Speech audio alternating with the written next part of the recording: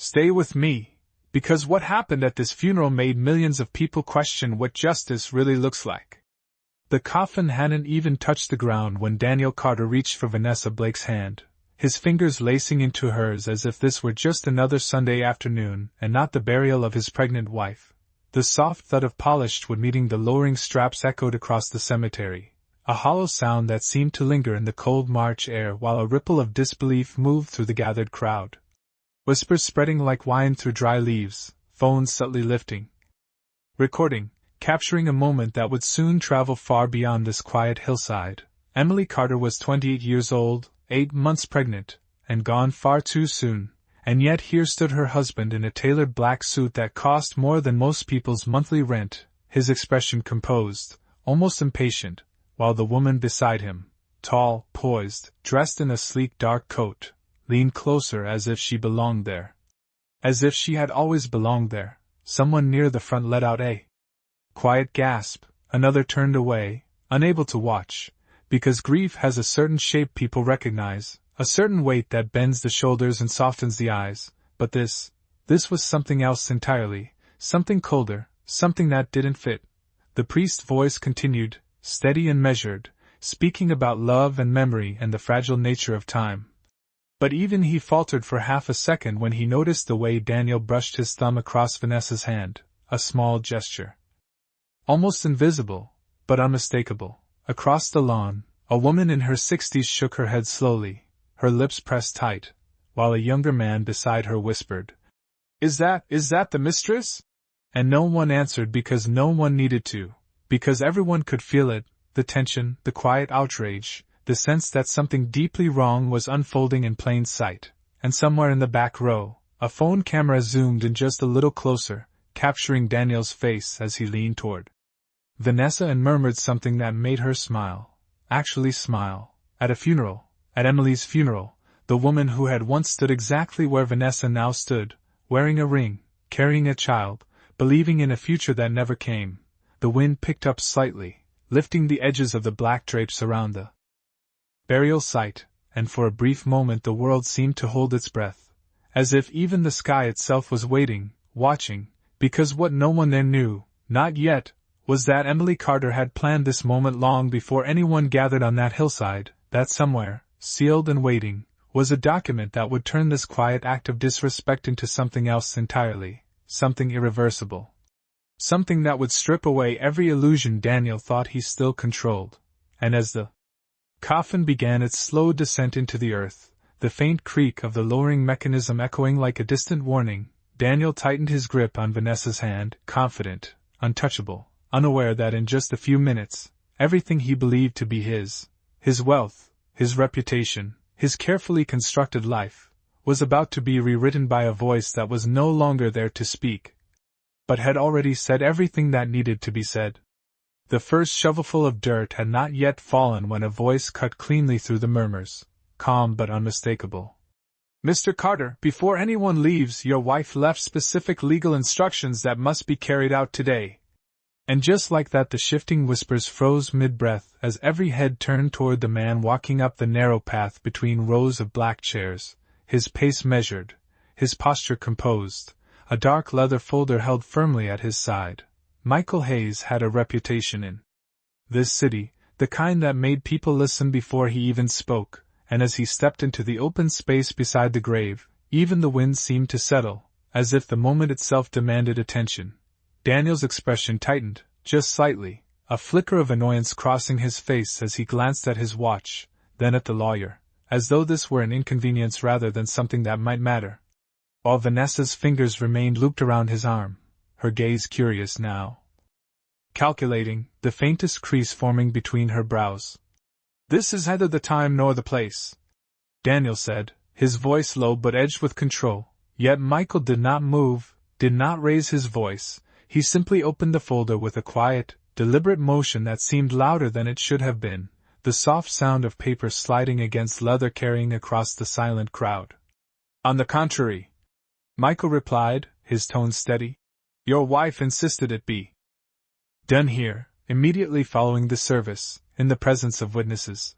And that word, witnesses, landed differently, heavier, causing a few people in the front row to shift in their seats, their attention sharpening, their curiosity now fully awake. Somewhere behind them, a phone lifted higher, the red recording light blinking steadily, capturing every second. Daniel let out a small breath through his nose, a faint smile returning as if to reassure himself, as if to remind everyone watching that he was still in control. "Fine," he said, adjusting his cufflink with practiced ease. "Let us not delay then." And for a moment it almost worked, the confidence, the ease, the assumption that whatever came next would simply confirm what he already believed. Michael's eyes moved briefly across the crowd before settling back on the page in front of him, and when he spoke again, his voice carried with a clarity that cut through the air like a clean line. This document was signed by Emily Carter 3 weeks before her passing. And at the sound of her name, something subtle shifted, a quiet weight pressing down on the space, reminding everyone why they were there in the first place. Daniel's smile held, but it no longer reached his eyes, while Vanessa's grip tightened just a fraction, her gaze flicking from the lawyer to the coffin and back again, as if trying to read something invisible. "In it," Michael continued, pausing just long enough to let the silence deepen, "she outlines the distribution of her assets, her final instructions, and a statement addressed specifically to you, Mr. Carter."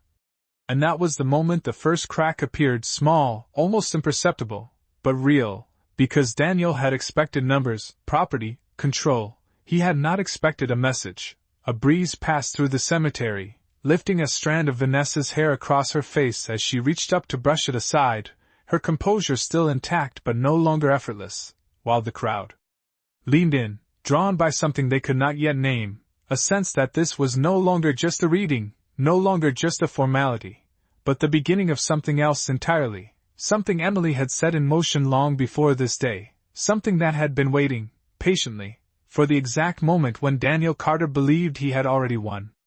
Michael did not look up as he turned the first page, letting the silence stretch just long enough to make every shifting footstep and held breath feel amplified. Then he began, his voice calm, deliberate, impossible to ignore.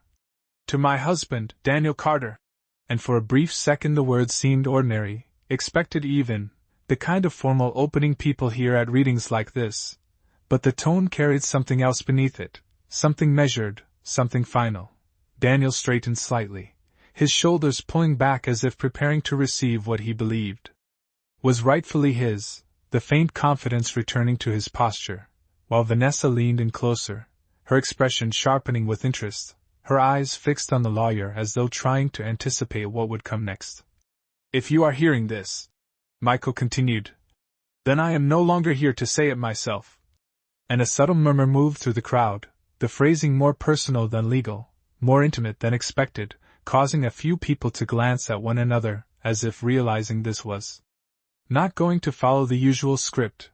Daniel's jaw tightened just a fraction, his fingers adjusting his sleeve again, a small, controlled movement that suggested patience. But beneath it there was something else now, something less certain. "For years," Michael read, pausing briefly as though honoring the weight of each word, "I believed that love meant trusting without question, standing beside someone even when things felt distant, even when the silence between us grew louder than our conversations." And that was when the first real shift happened, because this was no longer about property or accounts or signatures, this was something else entirely, something directed, something personal. Vanessa's smile faded, just slightly, her lips pressing together as she glanced at Daniel, searching his face for reassurance. But he did not look at her, his eyes fixed forward, unblinking now. "I chose to see the best in you," Michael continued, "even when the truth was right in front of me." And the words seemed to hang in the air longer than they should have, as if the space itself refused to let them pass too quickly. A man in the second row lowered his head, another shifted uncomfortably, while somewhere behind them a phone camera zoomed in closer, capturing the moment Daniel's expression lost its easy composure. "But in the final months," the lawyer read, his voice steady, unwavering, "I began to understand that silence is not always kindness, and absence is not always accidental. And now there was no mistaking it. The message was no longer subtle, it was precise, intentional, each sentence landing exactly where it was meant to, Vanessa's hand slipped from Daniel's arm, slowly, almost without her realizing it, her posture straightening as if instinctively creating distance, while Daniel's lips parted slightly, as though about to speak, then closed again, the words never forming. "So I made arrangements," Michael said, turning the page with that same quiet, deliberate motion. Not out of anger, but out of clarity. And that word, clarity, seemed to echo in a way that made several people exchange glances, because clarity meant awareness, it meant intention, it meant that whatever came next had not been an accident. The wind moved again, brushing across the open grave, carrying with it a chill that had nothing to do with the weather, and as Michael lifted his eyes for the briefest moment before continuing, it became clear to everyone standing there that this was no longer just a farewell, this was a revelation unfolding in real time, and Daniel Carter, who had walked into this moment certain of his place, was now standing in the center of something he no longer understood, something Emily had written long before this day, knowing exactly when and how it would be heard. Michael turned the page slowly, the faint sound of paper shifting carrying farther than it should have in the heavy silence, and when he spoke again, his voice was no louder, yet it seemed to press against every ear with quiet precision.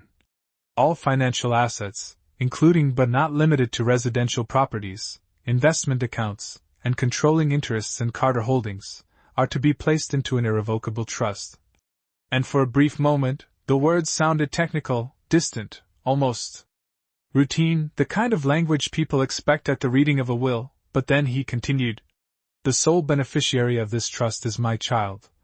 And just like that, the air shifted again, sharper this time, more immediate.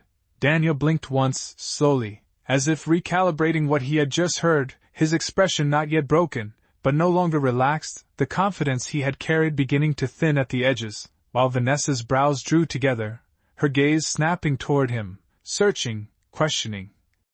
"The trust," Michael went on, unhurried, unwavering, "is to be managed independently, with no authority.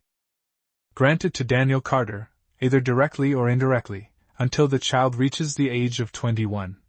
And that was the moment the second crack appeared, visible now, undeniable, because this was not a delay, not a shared control, this was exclusion. A lone murmur spread through the crowd, subtle but unmistakable, people leaning toward one another, whispering in tones that carried both surprise and something closer to realization, as if a pattern they had only sensed before was suddenly becoming clear.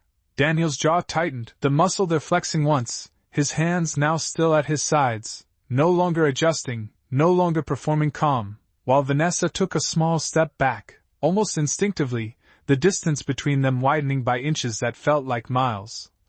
Furthermore, Michael continued, turning another page with that same careful rhythm, "Any attempt to challenge this arrangement will result in the immediate forfeiture of all claims."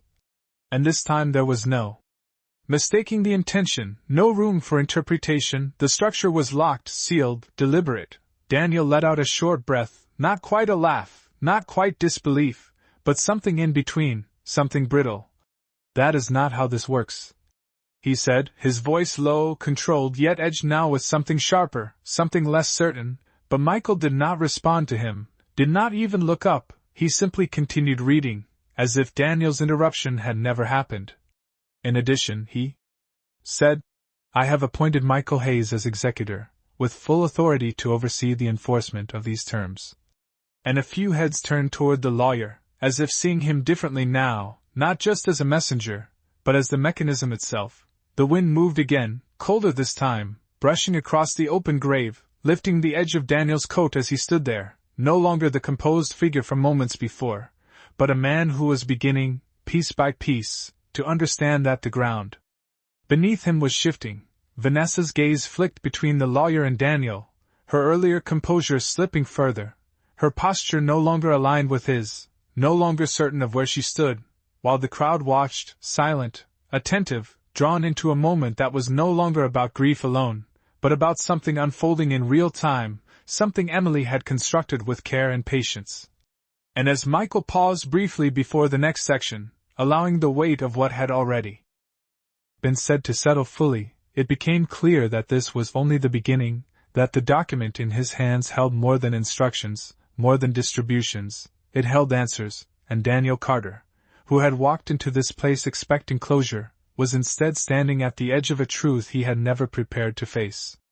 Michael did not rush the next line, allowing the silence to tighten like a hell breath across the cemetery before he spoke again, his voice steady, almost quiet, yet carrying with it a weight that made several people lean forward without realizing it. "There is an additional clause," he said, and the words alone were enough to draw every eye back to him, because by now it was clear that nothing in this document was accidental. Daniel's posture stiffened, the earlier edge in his expression sharpening into something closer to impatience, or perhaps unease, while Vanessa stood just behind him now, no longer touching him, her arms folded loosely as if protecting her own space. "In the event that my death is determined to involve negligence, concealment of financial information, or any attempt to misrepresent the conditions of my well-being," Michael continued, reading each word with precise clarity, "all remaining interests connected to Daniel Carter shall be subject to immediate legal review." And the shift this time was unmistakable, a ripple that moved not just through the crowd, but through Daniel himself, his eyes narrowing slightly, his focus locking onto the lawyer with a new intensity. "That is absurd," Daniel said louder now, the control in his voice beginning to fracture at the edges. "You cannot imply something like that based on a document." But again, Michael did not respond to him, did not engage, he simply turned the page, the soft motion somehow louder. Then Daniel's interruption, and continued. "Supporting materials have been provided to my legal representative," he read, "including dated correspondence, financial records, and documented concerns regarding discrepancies I was unable to resolve during my lifetime." And this time there was no murmur, no whisper, just a deep, collective stillness, the kind that settles when people understand they are witnessing something irreversible. Vanessa's eyes widened slightly, the first clear sign that her composure was no longer holding, her gaze shifting quickly toward Daniel, searching for denial, for reassurance, but finding none, because Daniel was no longer looking at her, his attention fixed entirely on Michael, his jaw set, his breathing just a fraction heavier than before. Somewhere near the back, a voice whispered, "She knew," and though it was barely audible, the words seemed to echo anyway, carried by the weight of what was unfolding. "These materials," Michael continued, his tone unchanged, "are to be reviewed in accordance with state law, and if validated, will initiate proceedings that may impact both personal and corporate holdings." And that was when the confidence finally broke, not all at once, but enough to be seen, enough to be felt, a shift in Daniel's stance, a tightening in his shoulders, a realization creeping in that this was no longer about inheritance, no longer about control, but about exposure. Vanessa took another small step back, almost without thinking, the space between them now deliberate, her expression no longer aligned with his certainty, but with something closer to self-preservation. The wind moved again, brushing across the open grave, carrying with it the faint scent of freshly turned earth, grounding the moment in something real, something final. As Michael lowered the page just slightly, preparing to continue, and in that suspended second, it became clear to everyone present that Emily Carter had not simply left instructions, she had left a sequence, a carefully constructed unraveling that was now playing out exactly as she intended. And Daniel Carter, standing at the center of it, was no longer in control of how the story would end. For a moment, no one spoke, as if the weight of everything already revealed had pressed the entire gathering into stillness, and then Michael lifted his gaze slightly, not enough to break his composure, but enough to signal that what came next would not be lighter. "There is one final statement," he said, and something in the way he said it, measured, deliberate, inevitable, made several people straighten in their seats, their attention sharpening instinctively. Daniel exhaled slowly through his nose, a controlled motion that no longer carried confidence but restraint, as if he were holding something back, while Vanessa remained a step behind him, her arms now crossed tightly, her earlier composure replaced with quiet calculation, her eyes fixed on the folder as though trying to see through it. "This section," Michael continued, his voice steady, "is to be read without interruption." And the phrasing alone seemed to draw a boundary, an invisible line that even Daniel did not immediately cross, The lawyer turned the page, the soft sound echoing faintly, and began. Daniel, if you are hearing this, then you are standing exactly where I knew you would be. And the shift was immediate, the tone no longer formal, no longer distant, but direct, personal, unmistakably hers. A faint murmur moved through the crowd, then disappeared just as quickly, replaced by a deeper silence, the kind that settles when people sense something important.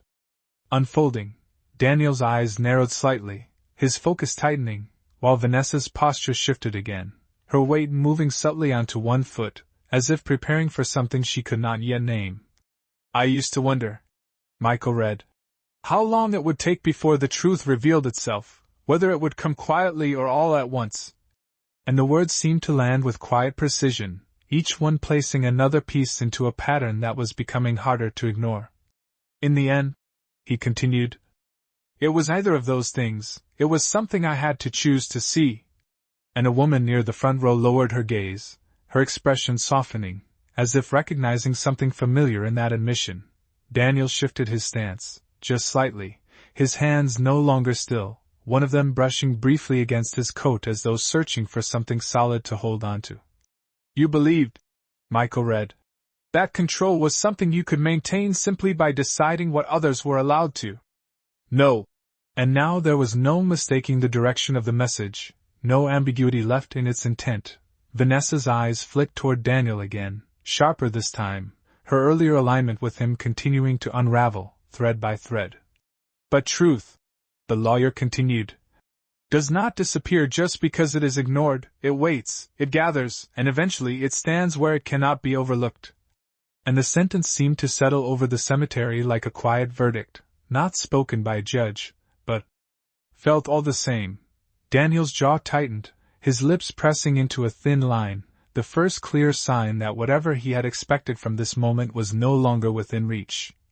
By the time you hear this, Michael read, his voice unwavering, I have already made peace with what I know, and more importantly, I have made sure that what I know will not disappear with me. And that was when the final realization began to take shape, not fully formed yet, but present, undeniable, because this was not just a message, it was a safeguard, a continuation, a voice that refused to be silenced even in absence. The wind moved again, softer now, carrying with it the faint rustle of leaves and fabric, grounding the moment in something almost still, almost quiet, and as Michael lowered the page slightly, preparing to continue, it became clear that this was not the end of what Emily had left behind, but the point where everything she had prepared was about to fully reveal itself, and Daniel Carter, standing at the center of it, was no longer deciding what would be heard, only how it would unfold. Michael did not immediately continue, and in that brief pause, something subtle but undeniable shifted across the crowd, as if everyone present could feel that whatever came next would not just explain the past, but redefine it, and when he finally spoke again, his voice carried a quiet finality that settled over the cemetery like a closing door. There is one more item included with this statement, he said, lifting a second document from the folder, thinner, sealed with a small tab that had not yet been broken. Daniel's eyes locked onto it instantly, the tension in his posture no longer concealed, his shoulders squared but rigid now, as though bracing against something he could not yet see, while Vanessa leaned slightly forward despite herself, curiosity overriding caution for just a moment.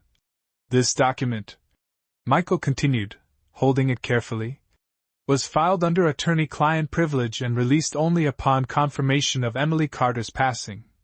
And the phrasing alone carried weight, the kind that made people understand this was not symbolic, not emotional, but procedural, real. A faint murmur moved through the back rows, then faded again as quickly as it came.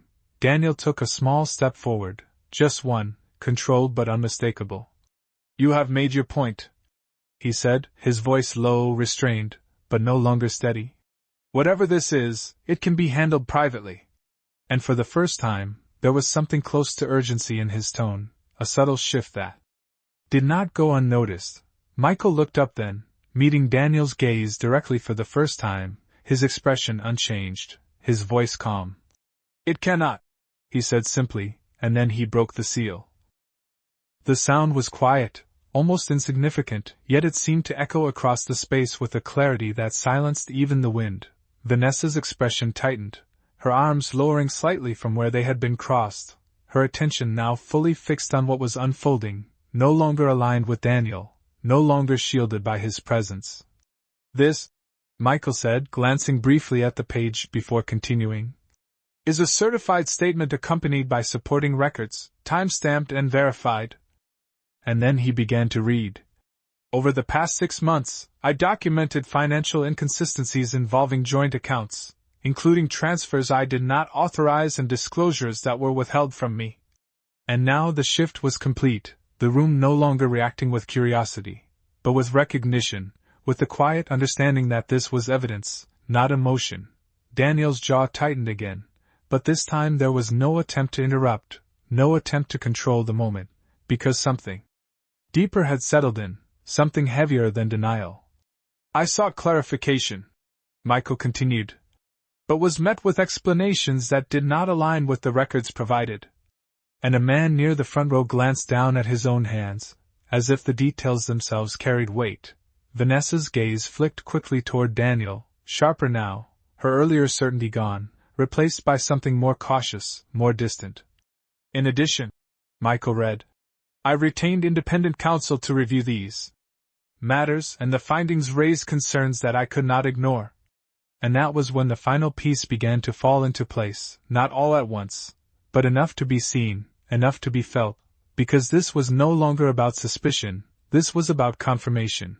The wind moved again, brushing softly across the open ground, carrying with it the faint rustle of fabric and leaves, grounding the moment in something real, something undeniable. And as Michael lowered the page slightly before continuing, it became clear that Emily Carter had not simply anticipated this moment, she had prepared for it with precision, with clarity, with intent, and Daniel Carter, standing just feet from where her coffin rested, was now facing something he could neither dismiss nor control, something that had been waiting patiently for the exact moment when there would be no way to look away. Michael did not raise his voice, yet every word seemed to land with sharper clarity than before, as if the moment itself demanded precision. The independent review confirmed irregularities that extended beyond simple oversight. He read, and the phrasing alone was enough to draw a visible reaction from the crowd, subtle shifts in posture, exchanged glances that no longer questioned what was happening but acknowledged it. Daniel stood motionless now, the earlier attempts at control completely gone, replaced by a stillness that felt heavier, more deliberate, his gaze fixed forward but unfocused, as though the ground beneath him had begun to move in ways he could not predict. "Specifically," Michael continued, turning the page with the same measured calm, "funds were redirected through secondary accounts not disclosed during financial reporting, and documentation indicates intentional omission of these activities." And this time the silence that followed was absolute, not even a whisper breaking through, because the meaning was no longer implied, it was stated. Vanessa's breath caught, barely audible, but enough to shift her expression entirely, her composure dissolving into something sharper, more calculating, as she took another step back, creating a clear, undeniable space between herself and Daniel, a space that had not existed minutes ago. "All relevant materials," Michael read, "have been submitted to appropriate authorities for further review, in accordance with legal requirements." And that was when the weight of the moment settled fully, not as a shock, but as a realization that had been building piece by piece, now complete. A man near the front row slowly removed his glasses, pressing them against his lips as if needing something solid to hold onto, while another person lowered their phone, no longer recording for curiosity, but witnessing something they did not fully understand how to process. Daniel finally moved, just slightly, a shift of his stance that broke the rigid stillness he had held. His shoulders tightening, his breath visible now in the cool air, but he did not speak, because there was nothing left to interrupt, nothing left to deny in that moment. "This action," Michael continued, his tone unchanged, "was not taken lightly, but with the understanding that clarity, once established, must be preserved." And the word clarity returned again, echoing from earlier, tying everything together in a way that made it impossible to separate one piece from another. Vanessa glanced around briefly, her eyes scanning the faces in the crowd, and for the first time, there was something like awareness in her expression, an understanding that whatever she had stepped into was no longer controlled, no longer contained. The wind moved softly across the cemetery, carrying the faint scent of earth and the quiet rustle of fabric, grounding the moment in something still and final. And as Michael lowered the document slightly, allowing the weight of the statement to settle fully into the space, it became clear that Emily Carter had not left behind uncertainty or speculation. She had left structure, evidence, and timing, and Daniel Carter, standing beside the open ground where she now rested, was no longer a man attending a funeral, but a man standing at the exact point where everything he believed could remain hidden had been brought into the open, not by chance, but by design. For several seconds, no one moved, no one spoke, as if the air itself had thickened under the weight of what had just been revealed, and then Michael drew a slow breath and lifted the final page, his expression unchanged, his voice steady. "There is one concluding directive," he said, and something in those words carried a finality that felt different from everything before, not sharper, but deeper, as though this was the point everything had been leading toward. Daniel's gaze snapped back into focus, his posture tightening again, not with confidence, but with a kind of restrained urgency, as if he understood that whatever remained could not be undone once spoken, while Vanessa stood several feet away now, no longer aligned with him in any visible way, her attention fixed entirely on the lawyer, her earlier certainty replaced with quiet calculation. "All findings," Michael read, "including financial discrepancies, withheld disclosures, and documented concerns, are to be formally submitted for review under applicable statutes governing fiduciary responsibility and asset misrepresentation." And while the language was precise, even technical, its meaning was unmistakable, and the reaction this time was not immediate sound, but a visible shift across the crowd, shoulders stiffening, eyes narrowing, the collective understanding settling in. Daniel exhaled sharply, the sound cutting through the silence more than he intended, his hand moving briefly to his temple as if steadying himself, but still he said nothing, because the moment had moved beyond interruption. "Additionally," Michael continued, turning the page with the same deliberate motion, "a copy of these materials has been placed in secure custody to ensure continuity of review regardless of any challenge." And that was when the final layer revealed itself, not as surprise, but as inevitability, because this was not something that could be stopped, not something that could be redirected. It was already in motion. Vanessa's eyes widened slightly, her posture shifting again as she glanced around at the faces watching, the awareness now fully present that this was no longer a private matter, no longer something contained within the space of a relationship, but something that had moved into a wider world, one with rules that could not be adjusted. A man in the back lowered his phone slowly, his expression no longer curious, but thoughtful, as though recognizing that what he had just witnessed would not remain here. "This concludes the formal reading," Michael said, lowering the document just slightly, but he did not close the folder, not yet, as if even in conclusion there was still something unresolved in the air. The wind moved softly across the cemetery, carrying the faint sound of distant traffic and the quiet rustle of leaves, grounding the moment in something almost ordinary, yet nothing about it felt ordinary anymore. Daniel stood there, unmoving now, his earlier certainty gone entirely, replaced by a stillness that felt less like control and more like realization, the slow, unavoidable understanding that everything he had believed to be secure was no longer within his reach. Vanessa shifted her weight again. Her distance from him no longer subtle but intentional, her expression composed, but distant, as though she had already begun to step away from something she could not afford to remain part of. And as Michael finally closed the folder with a soft, definitive motion, the sound echoed just enough to mark the end of what had been spoken, but not the end of what had been set in motion, because Emily Carter's voice, carried through pages and time, had done exactly what she intended. It had reached this moment, this place. And in doing so, it had ensured that nothing left behind would remain hidden, and Daniel Carter, standing at the edge of everything he once controlled, was no longer deciding what would happen next, only facing the reality that it already had begun. For a long moment after the folder closed, The world did not rush back in the way it usually does. There was no immediate movement, no polite conversations resuming, only a heavy stillness that seemed to press down on everyone present, as if the space itself needed time to absorb what had just happened, and then, quietly at first, people began to shift, a chair creaked, a shoe pressed against gravel, a breath released that had been held too long. Daniel remained exactly where he stood, his gaze fixed somewhere beyond the open grave, not on the coffin, not on the crowd, but on something distant, something internal. As if he were trying to reconstruct a version of reality that no longer fit together the way it had before, his hands hanging at his sides still now, without the earlier gestures of control or adjustment. Vanessa was the first to move with intention, not abruptly, not dramatically, but decisively, a single step backward then another, the space between them widening until it was no longer something that could be explained away as discomfort, but something deliberate, something chosen. And when she finally turned her head slightly, looking at him not as a partner, but as someone separate, the shift was complete. "Daniel," she said softly, her voice low enough that only those closest could hear, but the tone carried enough distance to be understood, and he did not respond, not immediately, as if even her voice had to travel farther to reach him now. Across the crowd, a few people exchanged glances, subtle but knowing, the kind that spoke without words, because by now the narrative had changed, not just for Daniel, but for everyone watching, the image they had carried into this place no longer matching what stood before them.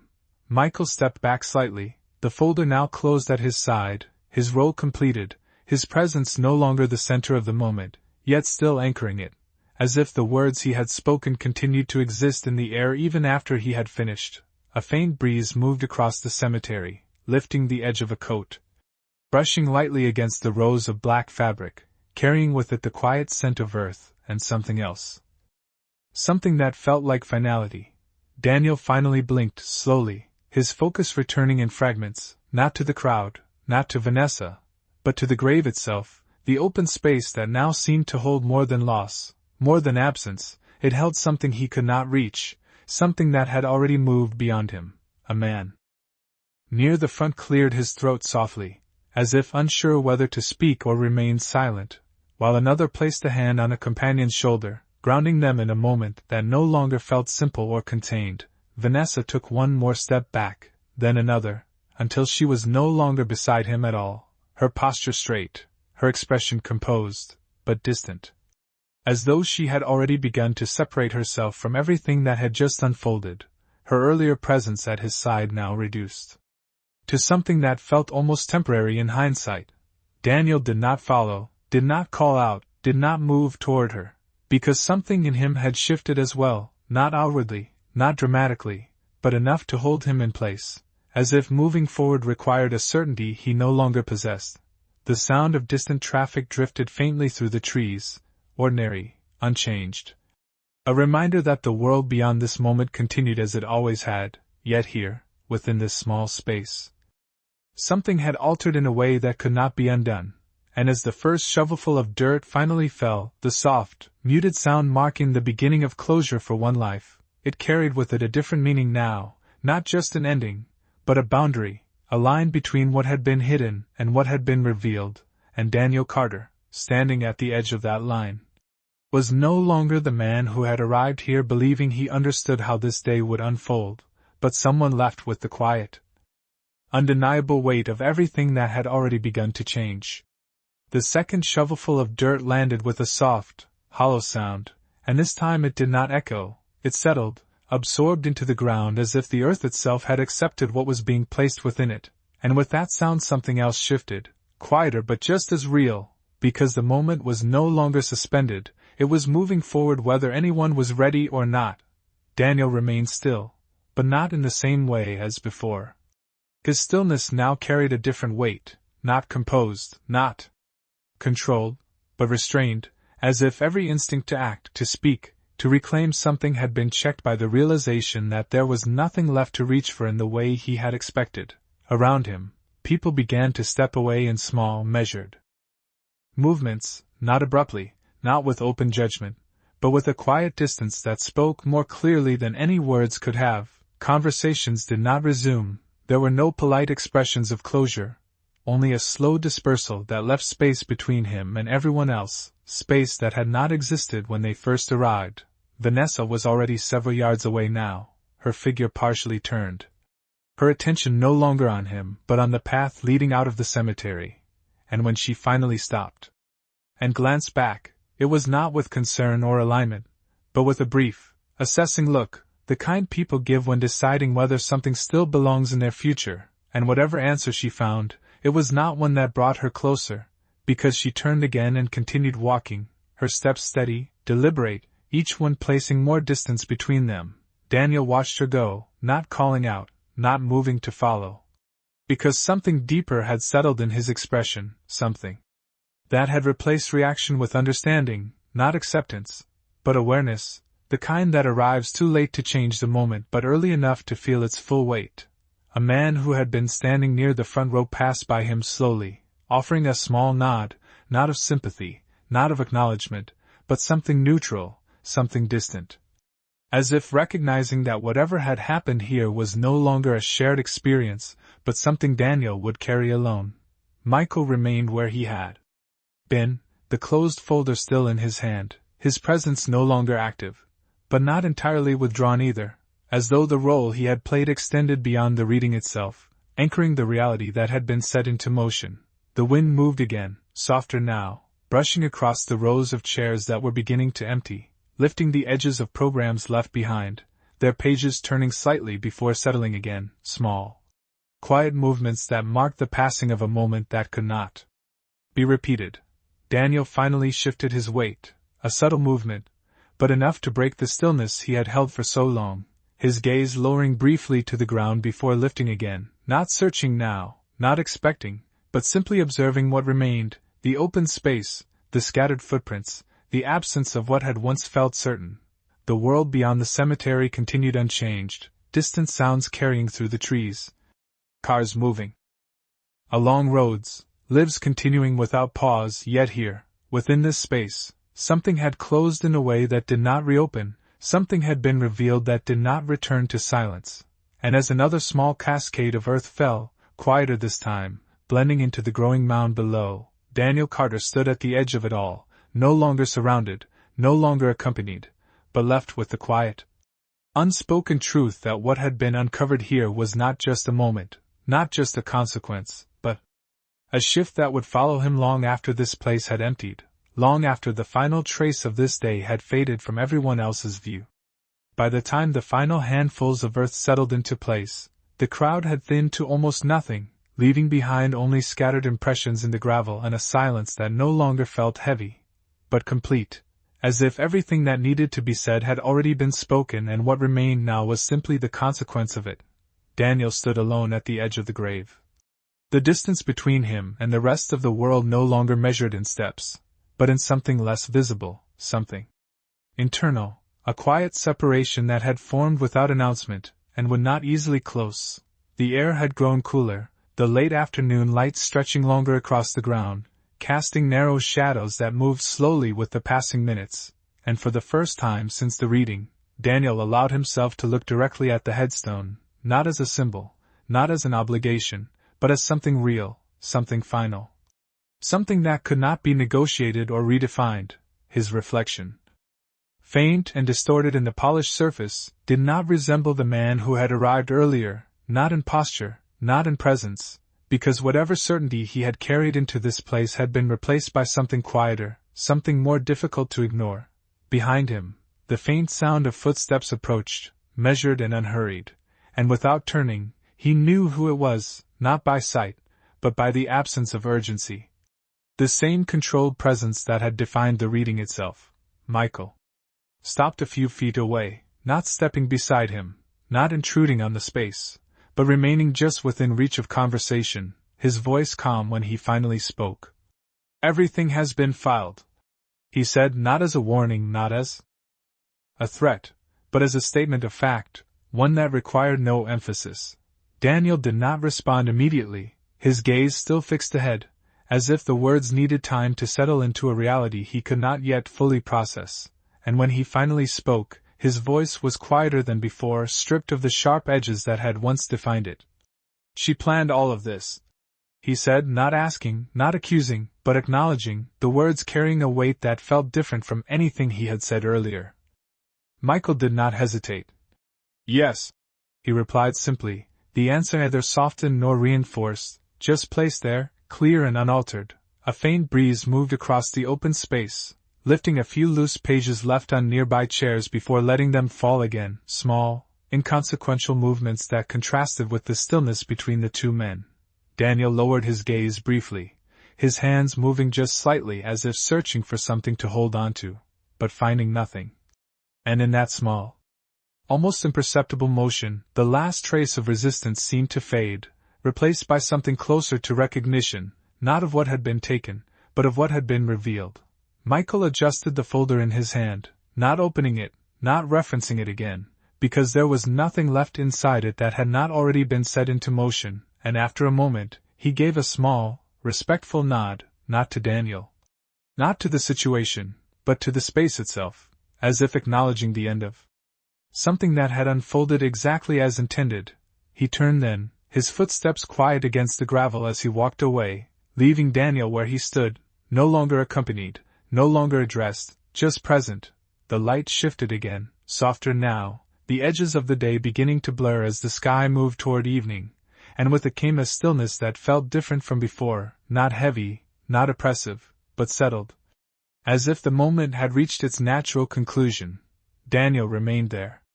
For a long time, unmoving, not because he did not know what to do next, but because whatever came next would no longer resemble what he had expected, and as the last trace of movement faded from the cemetery, leaving only the quiet outline of a newly marked place in the earth, it became clear that what Emily Carter had left behind was not just a message, not just a plan, but a shift that would extend far beyond this moment, beyond this space, into everything that followed, and Daniel Carter, standing at the center of it, was no longer a man reacting to what had happened, but someone who would have to live with the quiet, unchangeable reality of what had been uncovered, long after the world around him had moved on. The sun had dipped lower by the time Daniel finally stepped back, just one step, but it felt larger than that, as if he were crossing an invisible line that had been drawn the moment the first word of the will was read, and now, with no one left to witness it, the weight of that line settled fully into place. The cemetery was nearly empty, the rows of chairs half cleared, the pathways quiet. The distant hum of the world beyond the gates continuing without interruption, a steady reminder that time does not pause for revelation, it only moves forward, carrying everything with it whether it is understood or not. Daniel glanced once more at the headstone, the name etched into it sharp and permanent, a contrast to everything else that had shifted so easily, and for a brief moment, something flickered in his expression, not regret, not quite, but something closer to recognition. The kind that arrives when denial no longer has anywhere left to stand. The wind moved gently across the ground, lifting a thin layer of dust before letting it settle again, and in that small motion there was a quiet finality, as if even the environment had accepted what had been completed here. Daniel turned slowly, his steps measured now, not hurried, not uncertain, but deliberate in a way that suggested he understood there was no version of this moment he could return to, no alternative path waiting just out of sight. Only the one that had already begun to unfold, the path out of the cemetery. Stretched ahead, simple, unremarkable, yet it carried a different meaning now, not just a way to leave, but a transition, a movement from one reality into another, and as he walked, the distance between him and the grave behind him grew, not quickly, but steadily, each step placing more space between what had been revealed and what remained to be faced. Somewhere in the distance, a car door closed, the sound faint but clear, followed by the low rumble of an engine starting, life continuing in its ordinary rhythm, untouched by the shift that had just taken place here. Daniel reached the edge of the path and paused, not turning back this time, not looking over his shoulder, because there was nothing left behind that could be changed by looking again. Only something that had already been set into motion. The sky had softened into evening, the light diffusing into a quiet gray that blurred the edges of everything, making the world feel both smaller and more distant at the same time, and in that fading light, Daniel Carter no longer appeared as the man who had arrived earlier that day, certain, composed, in control, but as someone altered in a way that could not be seen all at once, only understood over time. He took one final breath, slow and measured, and then continued forward, leaving the cemetery behind. Leaving the silence, the voices, the truth that had been spoken, but not escaping it, because what had been revealed was no longer tied to that place. It moved with him now, woven into everything that would follow, and far behind him, where the earth had been freshly turned and the air had grown still, nothing more was said, nothing more was needed, because some stories do not end with a final word, they end with a quiet understanding, the kind that does not ask to be acknowledged, only lived with. Long after everyone else has walked away.